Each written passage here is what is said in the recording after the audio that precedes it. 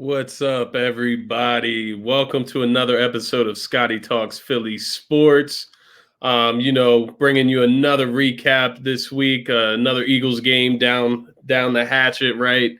Another loss, but of course, this loss doesn't feel like the other ones, right? Remember before we get started here, just remember to like and subscribe to the video. Support the podcast. If you like listening, if you like seeing my videos, help me out, subscribe, leave good reviews, good comments. Anything helps me out. I appreciate all of you that check this out and give it a listen. Of course, 33-26, right, to the Arizona Cardinals. It was a shootout pretty much, like everybody expected. It started out a little slow, but, these guys got going on both sides. The Cardinals, man, they just outdueled us. And, Kyler Murray, he had 400 passing yards. He and Jalen Hurts were going at it. And it was awesome to watch. It was awesome to be a part of. At this point in the season, that's one of the best offensive performances we've seen from the Eagles. And, how can we not enjoy that, even though it did result in a loss? So yeah, let's dive right in. We'll talk about the Birds. We'll get into a little bit of the Cardinals. I already, told you about Kyler Murray, but they played really well, and they're a streaky team. They're inconsistent, but with their ceiling, their potential is great, and they can compete with anybody when they play at that level. We'll start out Jalen Hurts. It's the elephant in the room. He's named the starter for the Cowboys game. Obviously, he should be the starter down the stretch here. Took his first career L as a starter, against the Cardinals, a great team. You're coming off that win against New Orleans, where you surprised everybody. And, coming into this game against Arizona, that's what you were looking to do again, surprise everybody. And unfortunately, that's not the way the NFL works. You're going to take your losses. And, most of the time the odds are in favor of who should be, in favor. So it all ends up making sense some of the time, right? But Jalen Hurts came out. He gave a hell of a fight. And, this team looked like a different team once again, within these last two games against New Orleans and Arizona. They've looked like a completely different and highly energized team, which it's exciting. It's made the future a little bit more exciting as well. So, you go through Jalen Hurts' numbers, 24 for 44 on completions out of attempts, 338 yards, 300-yard passing game, 3 touchdowns, 0 interceptions. He was sacked 6 times. He had 11 carries, 63 yards, 1 touchdown, 3 fumbles. I believe 2 were his fault and 1 wasn't. One was just a bad snap. But either way, just got to take care of the ball a little bit better. He's a rookie. You can't expect the most out of him. It's nice to see, 0 interceptions there. Overall, just a great game. And, you would like to see the completion percentage go up a little bit. But when you get in a shootout like this, where you're playing from behind, they went down 16-0 early. When you're playing like that, you're going to have to throw the ball a lot, and you're going to have some incompletions when you're throwing the ball every play. But, overall, controlled the running game once again, 63 yards. He had a rushing touchdown, 4 total touchdowns. Provided just a plethora of scoring. I mean, he was responsible for every single one of our points. Aside from Jalen Hurts, obviously Jalen Hurts played great yesterday. I wouldn't fault him with that L. Although we did start a little slow out there. Had a couple mishaps to safety, a couple rookie mistakes. The other guys, the wide receivers, you started to see some action from them. The tight ends, you started to see some action from them.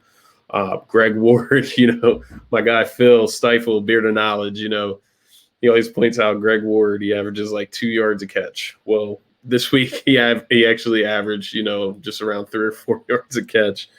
They had 4 catches for 15 yards. But look on the bright side, he had 2 touchdowns. So you can't really complain there with Greg Ward. That's a great game from him. And it's apparent that him and Jalen Hurts have a connection there. They talk about it on the national broadcast, of course. But, it's obvious they have that Houston connection going on there, and they definitely like to tear it up a little bit. He looks to him in the red zone, which is great for Greg Ward. We saw a splash from Quez Watkins. That was beautiful. On a 4th and 20, something like that. You give him a screen, he does a spin out of the mayhem there, and runs for a 32-yard touchdown. You can't ask for much more from a rookie there. It was great to see a spark from him. Great speed guy. Reagor, 5 catches, 49 yards. There was a couple things there you would like to see him do better. Finish your route strong. Don't slow down once the ball's in the air. A couple of those deep balls, he was going against Patrick Peterson. He had him beat. Just run your routes. Run your routes thoroughly, and get where you need to get. But overall, Reagor, he keeps showing us a little bit of signs here, but still, you want to see more from your first round pick. He is starting to get a couple weeks out of those injuries, and you should start to expect to see more, I would hope, from your first round pick over these last 2 games against Dallas and Washington. I want to see, the punt return was awesome to see him get in the end zone on that. I just want to see more from him. We've seen a plethora of highlight reels from other first round, pick wide receivers, even ones that weren't picked in the first round. So it would just be nice to see a spark of something in the offensive end, out of that wide receiver, a deep throw, a deep catch, something of that nature. Before we end this season, just to know that something is there. Ertz had a little bit of a revival, only 2 catches, but 69 yards, led the team in receiving. Good to see him getting comfortable out there. You don't really know what the future is for him with the team. Will he be traded in the offseason? The rumors have died down with him. You just really don't know where his value's at, what he wants to do, what the Eagles want to do with him. With this Jalen Hurts thing, this could change the Eagles' timeline a little bit. So how does that change, the way they deal with Ertz, Alshon, Deshaun Jackson? We don't know. We don't even know how they're going to deal with Hurts and Wentz. So that's yet to be seen. But, speaking of Alshon, 2 receptions, 63 yards. He was beating Patrick Peterson up yesterday. Tearing him up, man. And I don't know if it's just his size that was getting to Peterson, that he couldn't, stay in front of him, couldn't match up well with him at, too physical, whatever the case may be. He was able to, not only get those 2 catches, but he had several defensive pass interferences that, kept these drives alive for the Eagles. And let's be honest here. Jalen Hurts is not scared to throw that ball up for these guys. He threw it up for Alshon. He threw it up for Ertz. He threw it up for Goddard. Threw it up for Ward. Ward went up and got a jump ball for him. He's thrown it up for Reagor several times. Obviously, Reagor hasn't capitalized, but, he's giving these guys opportunities. Goddard, all of those guys. Talk about the defense a little bit. Singleton continues to be impressive. 11 tackles, a tackle for a loss. You can't deny this guy. This guy needs to be on the roster, needs to be starting next year. Hopefully he has, a nice talented group around him. TJ Edwards shows some signs there. Davion Taylor showed a few hints of something there, before he got injured. And then, of course, Nate Jerry hasn't been here for a while, but you hope that they bring in somebody this offseason to fill that other linebacking role. Just give us some experience there. Or if you want to go the draft route, get us some youth there to grow with these guys. And then hopefully, some of these guys like Sean Bradley turn out. You of course, still have Duke Riley here as well. I don't know if he'll be back next year. And then, of course, Michael Jacquet. I mean, this guy balled out. I mean, obviously he had his struggles with DeAndre Hopkins. Everybody was going to. There's not a person on this team that could possibly guard DeAndre Hopkins aside from Slay. And, obviously Slay wasn't there on Sunday.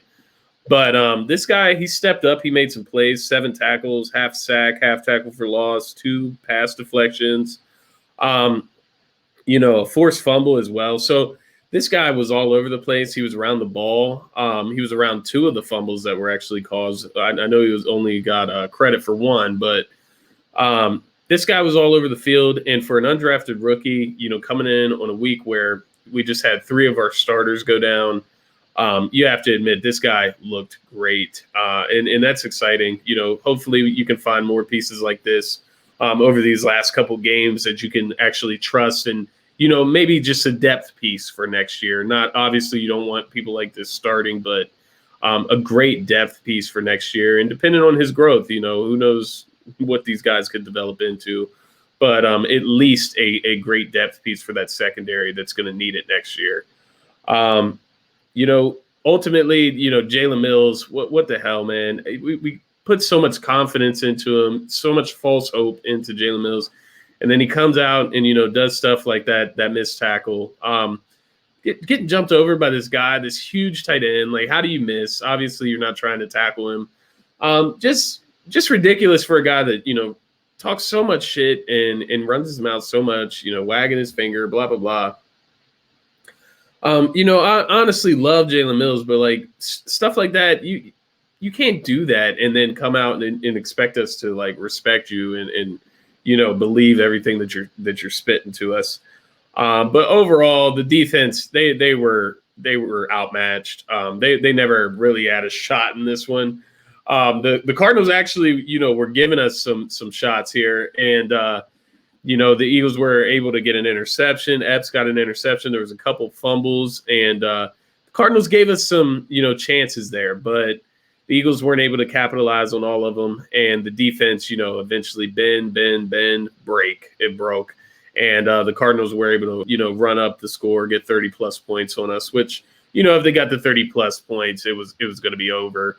But, overall, great game. I mean, compared to what else we watched the rest of this season, you cannot be mad at what you got out of these guys and what you saw on the field yesterday. Jalen Hurts gives you a lot of hope. You have to wonder where this goes, as far as Carson Wentz, what happens with him, which I'll get into that a little bit, before I end the show. This is going to be a quick one. Just a recap, similar to last week's, just talking about this Birds team. I'm getting ready for the Sixers season, so I'm getting excited for that. We'll have some longer episodes for that.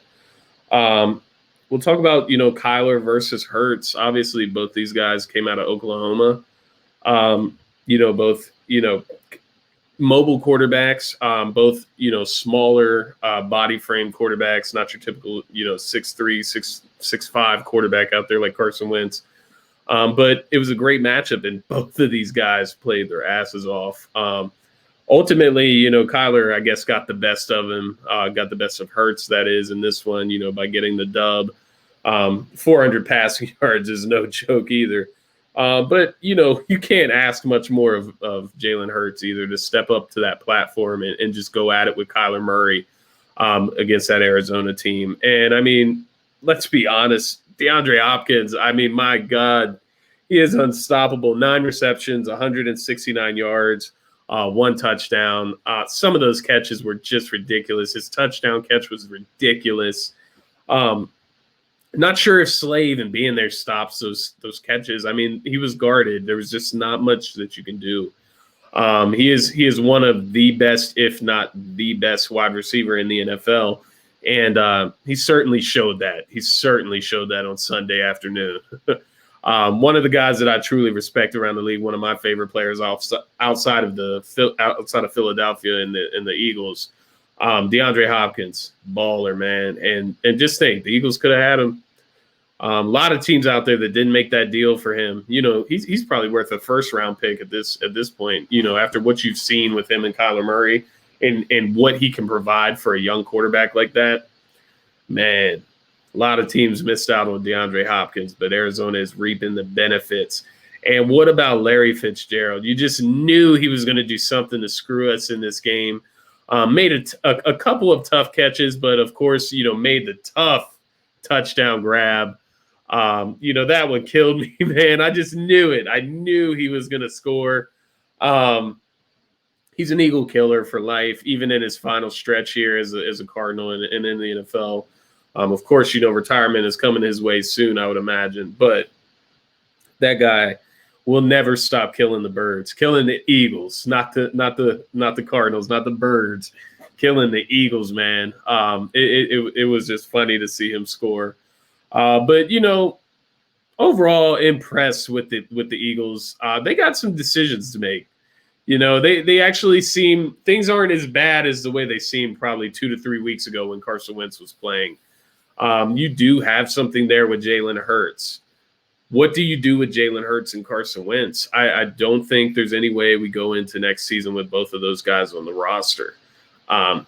That's not a good idea. I mean, you're just going to have a whole other season of this, just constant talking about the quarterback situation. Nobody wants to talk about that. There's no point in doing this all over again. Pick one of these guys and roll with them for the future. At this point, I won't be mad if they do go with Hurts. I've seen, plenty from him over these first 2 games to know that there's something to build there. These are 2 quality teams that he's matched up against so far, and he's shown nothing but good signs. Now, obviously, these last 2 division games will be good measuring sticks as well, especially that game with Washington that could end up meaning something. Obviously, if Jalen gets us in the playoffs, then I think Carson is as good as gone. But we got a couple games upcoming, that we got to win against Dallas, Washington. These are, division rivals. These are tough matchups, tough opponents. So never take that lightly. And, Jalen Hurts, we will see. He's going to get his time to prove it to us. And the way I look at it is if we still have a little bit of a few questions about him, after these next 2 games against opponents that, Washington has a great defense, but Dallas, no, we should be able to score on Dallas, and he should be able to perform well.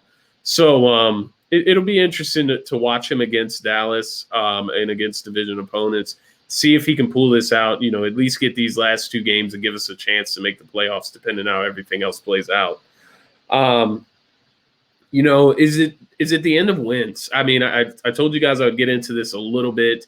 I put out a funny tweet earlier. Obviously, I'm a Wentz guy, so don't take it to heart. Time to start configuring trades for Wentz, right? As Eagles fans, it's time to start thinking about it. Just being completely honest, these last 2 games haven't went Wentz's way as far as him starting next year. I mean, he's getting closer and closer to losing his job permanently. As Jalen Hurts continues to play. And, I've been the one that's been, making excuses for Wentz all season, sacked over 50 times. Jalen Hurts finally got to experience that yesterday with the 6 sacks.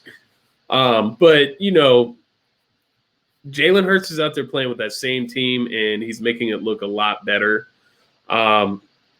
That's not saying much considering the team that's around Jalen Hurts. I mean, he may just be able to mask things better with his mobility.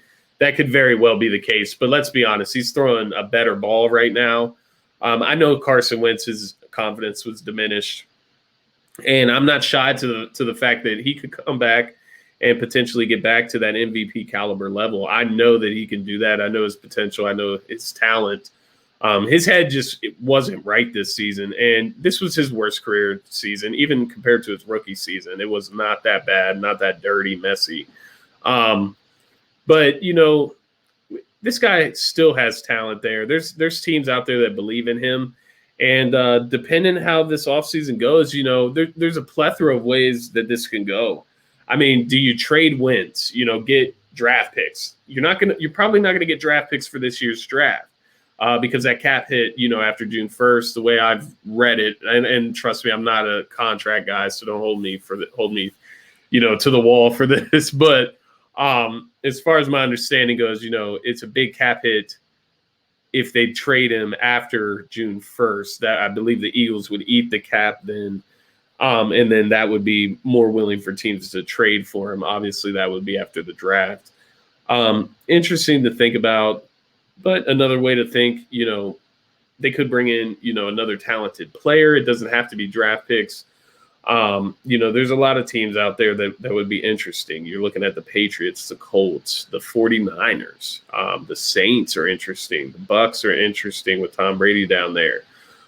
There's a lot of interesting teams out there. The Bears. There's teams out there looking for quarterbacks. Denver Broncos potentially with Drew Lock down there. do you potentially trade Hurts? Has this just increased his trade value? Do you get a first-round pick for Hurts? Do you get 2 first-round picks for Hurts now? Or after, Hurts wins these last 2 games, what is the package that would get a deal done for Hurts? Do you look into that? And I'm not saying either or is the right way to go. Ultimately that'll be up to the Eagles to make the decision on who's their guy. I think both guys can be franchise quarterbacks. I'm sold on them. And I won't be mad either way. Now, obviously, I think for the Eagles, if you see a little bit more out of Jalen Hurts that you love, like we've seen so far, your better move is going to be to trade Carson if you can trade him, obviously. Get that contract off your books as soon as possible. Is it possible? It is possible. There's teams out there that will be willing to do that. But yeah, I think you go with the younger, cheaper quarterback if you feel that is your guy. If you love this player as your franchise quarterback, you go for the younger, cheaper player. Does this save Doug's job? Obviously Howie's job safe? I'm not sure that job was ever in question. Does it save Doug's job? I personally hope not. But see, I'm also in the thinking that I wasn't ever on board to necessarily fire Doug either. It's not that I want him to be not safe. I just want him to know that he does need to give up play calling. So if that puts him on the hot seat, then that's what I would like to see happen from Jeff Lurie and Howie Roseman. Make this guy aware of what we're watching here. Jalen Hurts has been able to mask some of Doug's, flaws in his game plans and his play calling. But that's not something that you want to ask your quarterback to do. You want your quarterback to have a game plan that's built to make him successful, that he doesn't have to mask other people's flaws. He just has to mask his own.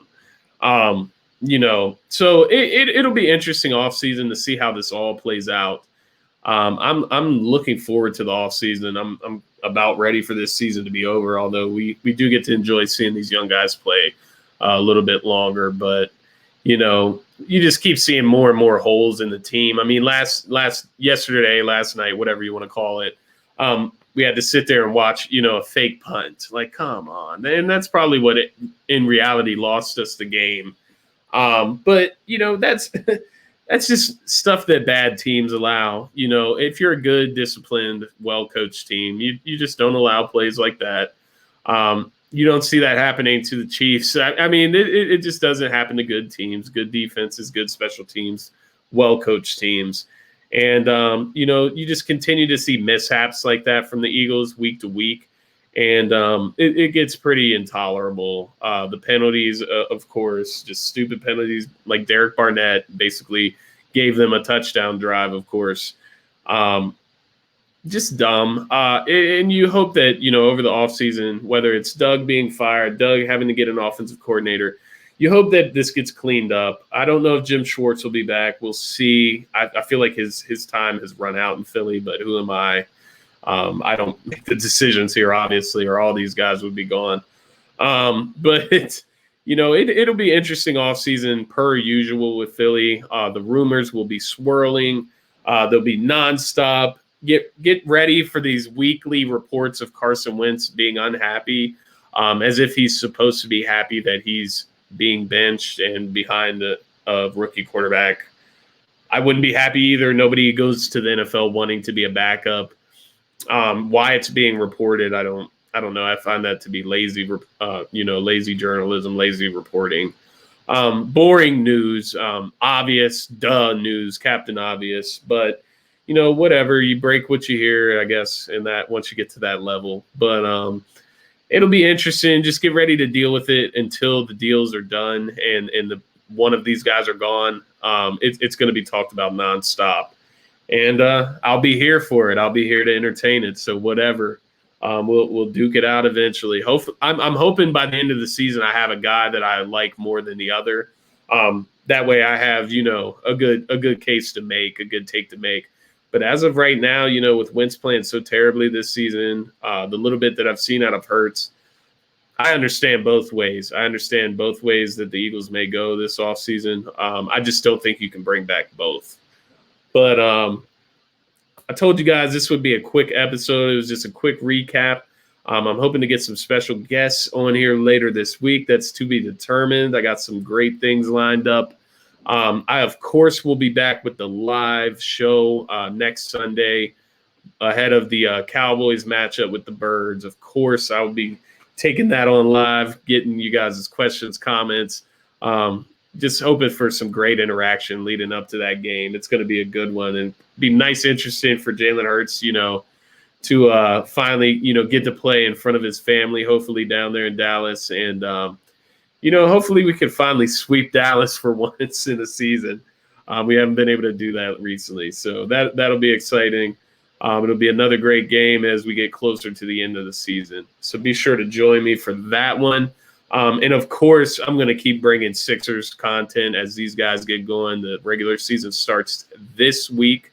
I'm actually hopping on the Q&E podcast right after this. We're going live to talk about the NBA, so that'll be fun. But, yeah, I'm going to continue to bring the Sixers content. I'm going to continue to bring the special guests. So stick with me through the NFL season as we go into the NBA season because I'm going to keep bringing it. But thank you guys for listening. As always, it's your boy Scotty. Be sure to follow me on Twitter at Scotty Drown. That's my personal page. Be sure to follow the sports page at ST Philly Sports 1. That's for Scotty Talks Philly Sports, the show that you are tuned into, and I thank you very much for it. Also, be sure to check out my guy, Tony Cotillo, over at Heat Ratio Sports. We got good things brewing over there. We're bringing in loads of talent there, and we're building something great there with Heat Ratio Sports. But again, be sure to like and subscribe to the podcast. You guys are what make me, you create me, and you keep me going. I'm here to bring the talk to you and talk about what you guys like to hear. So just keep listening, keep subscribing, keep liking, and keep letting me know what you want to hear about. Thank you guys for checking it out, and that is going to be it for this episode of Scotty Talks Philly Sports.